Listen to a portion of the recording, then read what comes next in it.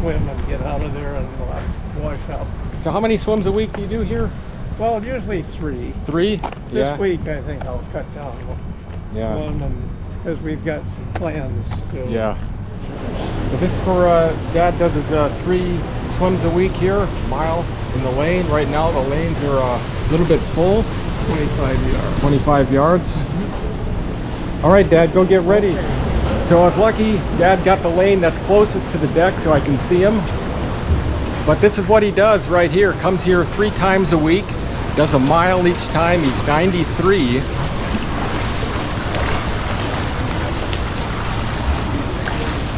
He's been swimming all his life.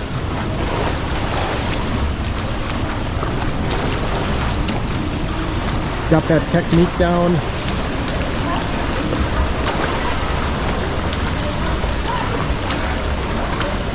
Kind of breaks it up. He was doing breaststroke a little bit. It's a really nice pool. I mean, look at the 25 yards. This is a Northern Michigan University pool. You also have a nice diving tank on the other side. How about that? Going into the freestyle. So you kind of break it up a little bit. A little bit of freestyle, a little bit of breaststroke. A little bit of side stroke. I call the underwater recovery, but I don't think he's going to do that one. But look at it, how it is, just to kind of show you with this pool. You have all Americans. This is my dad right here, and he's Dad is what are you, Dad? 91, 92? 90, going on 93. Going on 93, and we're going to do a little 6-mile walk here in Marquette, Michigan. And it's going to be a lot of fun. That's good. Dad is going to lead the way. So yeah, this is largely a biking trail. Biking trail? Yeah, mountain biking is mountain very biking popular around here. Yeah. And we get, I'd say, a couple of dozen bikes that go through here in the summertime daily. Yep.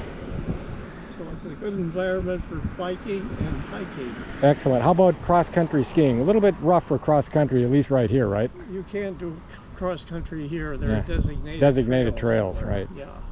Excellent. And you know, it's a nice July day, and it almost feels like I'm back in San Diego. Dad, lead the way on this little walk. You may have to pick him up. Look how nice it is. It's very quiet. Yep. And I'm hoping that we don't get too many insects. That's okay. You know, I did a walk over on Presque Isle yesterday. Yes. And as I was going around, I was coming around black rocks, and I was getting some good video from around, you know, the rock areas facing the water, and the flies are just attacking me like crazy. Oh, yeah, that's a bad area. These trees that you see in front of you here are fallen trees. There's no cutting except keeping the trails clear. You can focus back there. And just directly next to this is a beautiful marsh. Yep. And this collects a lot of ducks and frogs and peepers. And so it's a wet environment. Especially after we get a good rain. Some river crossing? Small river crossings, yeah. All right. Just a brook. That's just a brook, though. Yeah. Okay. It's nothing, it's not challenging. Yeah. It's just Mother Nature at her best. That's all that matters. And look at this birch right here. You see the birch? I remember this. Oh, you can use that, especially when you're going to do fire starting. It's some of the best kindling that you can use to start fires. That's it. And the Indians made canoes out of this. I do remember that. And we're going to take a real broad sweep. Here comes a biker. Oh, we got some bikers coming. You may want to take a picture of him. Yeah. I don't know if he wants to be on YouTube, though. Maybe. Hey. Afternoon. Hello. Hello. Got some bikers. Okay. So we hit the split in the trail, and this is an awesome day coming out here doing this nice 6-mile hike with Dad. Here's one that's about ready to go. Mm-hmm. You got a lot of little flowering plants. Yep. We call this wetlands through here. Wetlands? Yeah. And that corresponds somewhat to this side. That is Wetlands. And it requires that, and it's called jewel weed. jewel weed? Jewel. Oh, okay. And the interesting thing about it is the seeds that form Yep. late in August, Uh-huh. if you just touch them, they snap open and the seeds are thrown Red-eyed out. vireo. And how would you identify that red-eyed vireo? His song goes, "See me, here I am." Yeah. Listen. See me, here I am. See me, here I am. That's, Oh, yeah. That's typical of a vireo. See me, here I am. Yeah. This particular. Striped maple. Oh. Yeah, right here. This is a abundant bush, low tree Yep. that we see in the lower areas. Yep. We're going to lose this pretty soon. As we go all the way, it winds up. Do you see that Yeah. semi-carved out area? So it all goes the way up there to the curve. That's an S curve. all the way up and around, or? Around. Okay. Yeah. That's probably a small rock that you can see in the corner, and then it turns. Okay.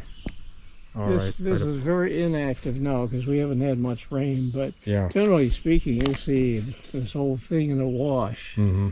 because it supplies all these plants. On So this tree, this one, you're probably looking at maple tree, about 100 years old, Yeah. now, right? You wouldn't be exaggerating with that either. Look at the size of that tree. See there at the base. Well, you can see its kin right over here. There's another one here, right, going Yeah. up. And that's a fairly large maple. Yeah. Track it up, and you'll see the typical maple leaf there. Yep. Minimally. Just by looking at it. Yeah. Well, the only you- way you can really you've caught assess the, it would the be rings. a cross-cut to see the Look at that thing. This is rings. the They call rings. the annual rings. Each year leaves an annual ring in a tree. Yep. That is incredible. I've actually counted those rings when we cut the wood, so I have an idea on how to date a tree. That's right. You just count those things, and if they're compressed, it's quite hard, particularly when there hasn't been a very good season. That means that they haven't received much water. Right. If they've received good rains and they've had good snowfall, Yeah. these things widen, and that's when the tree does grow in width. But these are examples of very old ones. This one Wow. isn't going to last long. That one You looks can like see a a lot of rot in the center. one thing you don't have to worry. I don't know if you have a termite problem here or not. No, it's not termites. That's the problem in Interesting to see that they're no longer used anymore, No. right? This is just a remnant of the past. Remnants of the past. Wheat storage, Right. silos.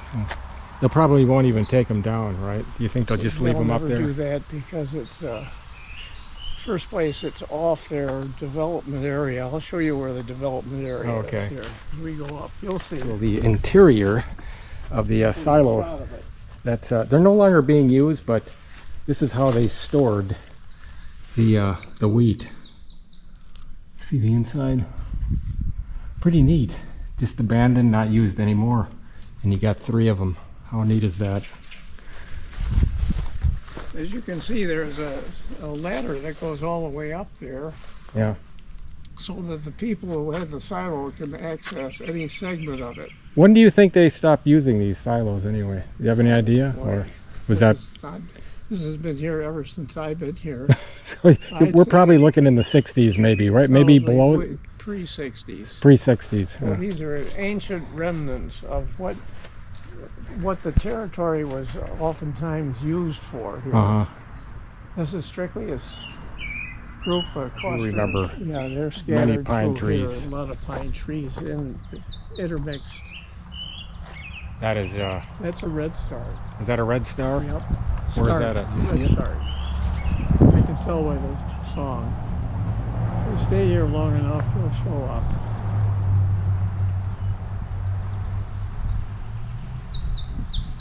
Oh, he's up higher. Up here somewhere. Yeah. Yeah. Probably needles in the cluster. Yeah. And this usually has anywhere between 3 and 5 needles each cluster. Very common up here. If you abandon Boom Road, and that's the first road down off this. So if you wanted to get do the whole thing in a hurry, you'd start here, walk down the road about 100 yards. Yeah. And that would be the exit point. Exit. Okay. So out here is some of the lots that you can buy that are actually for sale. And it's adjacent to a golf course. Adjacent to a nice golf course. Up there. And it looks like by the sign that I saw up there, the map, this is some of the areas. Nice little area to build a nice little home or turn it into an Airbnb. Okay. This is a field of what we call mullen. M-U-L-L-E-N. And it's a plant that comes up every other year. The minute it's had its blooming, it begins to change and build up nutrients for an alternate year. In other words, it's not there every year. Right. Mullen. Mullen. So common here. So we have a pretty good growth of mullen here. I thought you should. Not only that, but it's in full bloom. Full bloom. You don't see mullen quite like that. That's pretty neat. We just came down this trail, and now Dad and I are taking this trail. And how cool is this? Dad walking in, here he is in his 90s, and we're doing a good long walk here out in the wilderness. Now what's the characteristics of it? It has a large blue flower that occurs later in the season. Yeah. And this is a good bed of it. Right next to it is the one that you know already, Solomon seal. Solomon seal. And the fern varies here a little bit. If you look very carefully at the stems of the ferns, you can see that it looks like, oh my gosh, the leaves are falling off that, and there's no leaves going out. Yeah. So they call this kind of fern interrupted fern. Interrupted fern? Yep. Yeah. You have to look carefully, but all of them have the same characteristic. I do remember you planting the ferns. I like ferns. Oh, here's a fine example of it right here. Oh, okay, where's that one at? See that threesome? You see those dead things on there? Yeah, okay. Those are not leaves. That's part of the spore collections on these sperm right here. So see, it's interrupted because if you look down below, the leaves are normal, and suddenly they do this. That's the spores. Yeah. And then it comes out straight. I see. Interrupted. Beautiful specimens, and that's what you see in moist areas.